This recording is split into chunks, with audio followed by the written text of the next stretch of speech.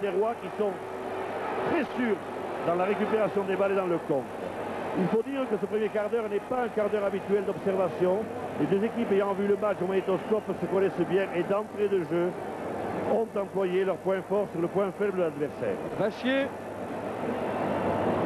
pour Escande et le demi d'ouverture de Béziers qui a un pied gauche meurtrier, trouve une touche.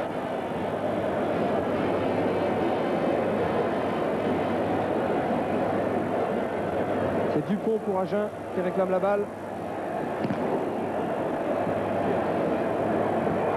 Monsieur Hichet fait respecter le couloir.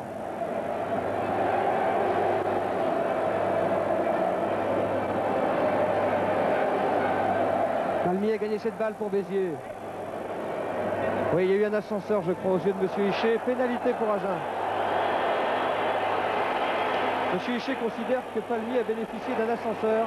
Et c'est la raison pour laquelle il donne à Viviès cette pénalité. Viviès, le buteur d'Agen. Et l'occasion pour Viviès de remettre les deux équipes à égalité à la 10e minute du match alors que Béziers mène 3-0. Alors, gros problème d'arbitrage pour la touche. Sur chaque touche pratiquement, on peut dire qu'il y a une faute. Celle-ci mérite-t-il sanction par coup de pied de pénalité? C'est difficile à dire. Par rapport au plaquage à l'encadrement, la faute est nettement plus vénielle. Mais enfin, M. Hichet est le seul juge. Et Dominique Herbani, pendant ce temps, rentre au vestiaire en boitillant.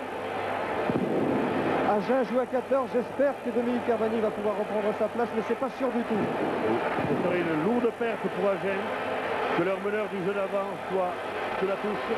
Viviès, des 40 mètres, la balle passe entre les poteaux. Et Viviès remet les deux équipes à égalité. 3-3 entre Béziers et Agen. 10 minutes de jeu ici au Parc des Princes.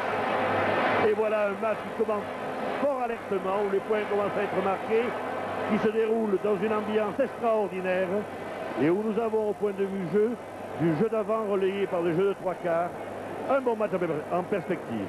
Et un changement pendant que Henri Carrier vous montre ce ralenti de la pénalité de Viviès, un changement dans le camp d'Agen, puisque c'est Capot, le numéro 18, qui prend la place de Dominique Herbani en numéro 8.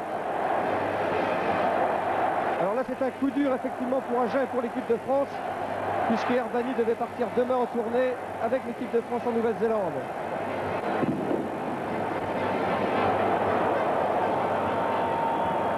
Pénalité sifflée par M. Hichet au bénéfice d'Agen.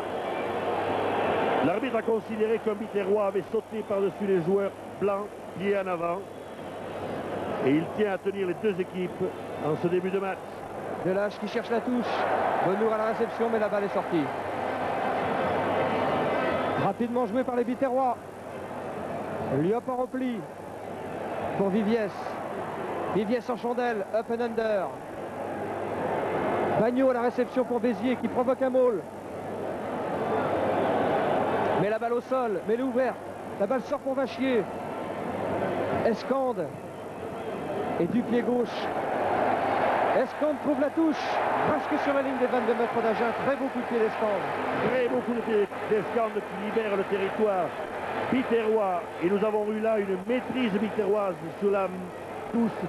Et en même temps sur le regroupement où vous avez vu ces Biterrois sortir une balle difficile à extraire. J'ai l'impression que dans ces 12 premières minutes, ils font la loi dans ce compartiment du jeu. Martin, Wolf en gros plan. Macrin derrière. Puis Palmier maintenant.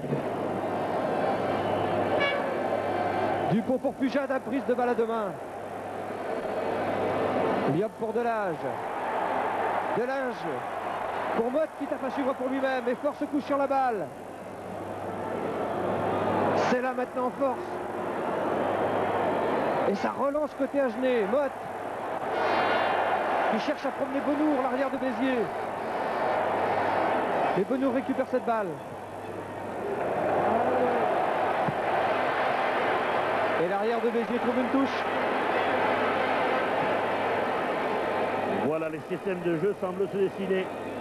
Agen veut faire courir les avants biterrois qui, eux, au contraire, veulent jouer dans l'axe profond en percussion, en perforation pour porter le jeu sur le demi d'ouverture et libérer ensuite pour leurs trois quarts. Agen, au contraire, fait circuler la balle. Prise de balle, Graton en fond de touche, récupération Béziers. Oui, Et une faute sifflée par monsieur Hichet, pénalité au bénéfice de l'équipe agenaise. Et la pénalité y est. Un joueur a été retenu par un Biterrois. Lacan, le capitaine biterrois, n'a pas l'air tout à fait content de cette décision. Il a demandé une explication à monsieur Hichet. Lequel lui a donné, alors que la touche se jouait, un avant agenais s'est avancé pour contrer le demi-mêlée. Il a été retenu par le maillot. Vous savez que dans le secteur du jeu, il y a beaucoup de petites astuces en touche qui sont faites si l'arbitre ne les voit pas, bien sûr. Mais là, vraiment, c'est de l'anti-jeu. On atteint le quart d'heure de jeu des 40 mètres. Bernard Viviès pour la pénalité de l'avantage. Les deux équipes sont à égalité 3-3. La balle passe trop à gauche, ratée. Tentative ratée de Viviès. Toujours 3-3 entre les deux équipes. Ce qui vous prouve comme toujours qu'un excellent buteur, qu'un très bon buteur peut parfois louper des coups de pied de pénalité qui sont bien placés.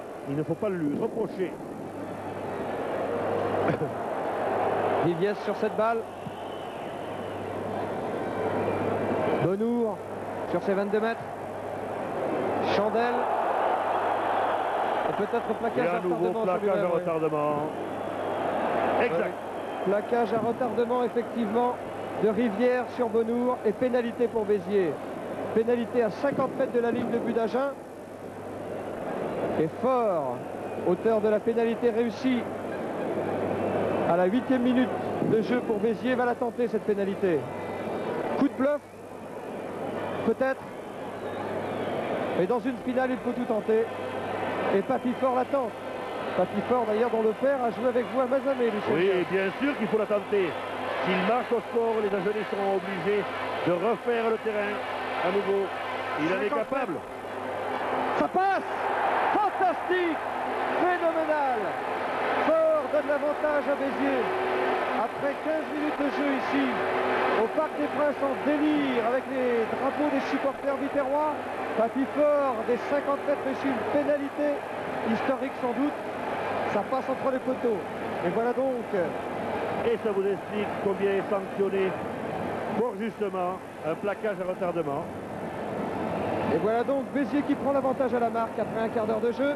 Béziers 6, Agen 3.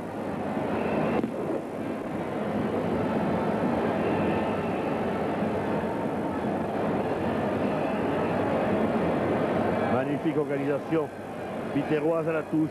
Les Agenais ont quelques problèmes depuis la sortie d'Herbani, notamment. C'est Graton qui est en fond de touche. Le ballon est gagné par Martin. Alors abattu, Martin Lafra, relève à la libérer. Va qui est toujours prêt. Coup de sifflet de monsieur Hichet. La balle était sortie, il n'y avait pas hors-jeu à Genève. En avant des Biterrois sur cette action de jeu, je pense que la balle est à Genève. Oui, mais les introductions liées pour Agen. Les avants Biterrois très en hauteur afin de contrer les attaques à Genève dans leur camp. Et la mêlée Agenès qui recule. Delage. C'est là. Oh là, ça cartonne dur. Motte qui cherche un soutien qui n'en trouve pas. Graton maintenant pour Agen. Mais ils attaquent en reculant les Agenais. Récupération biterroise par Vachier. Dans les 22 mètres de Béziers, ils progressent les avants Agenais. Il faut continuer Agen. Ah oui, mais Vacrin a récupéré cette balle. Et Vachier dégage en touche sur sa ligne de 22 mètres. Bien joué de la part d'Agen. Si on pouvait voir le ralenti, c'est une belle action à Genève avec un très bon jeu joué juste par chaque trois quarts agenais.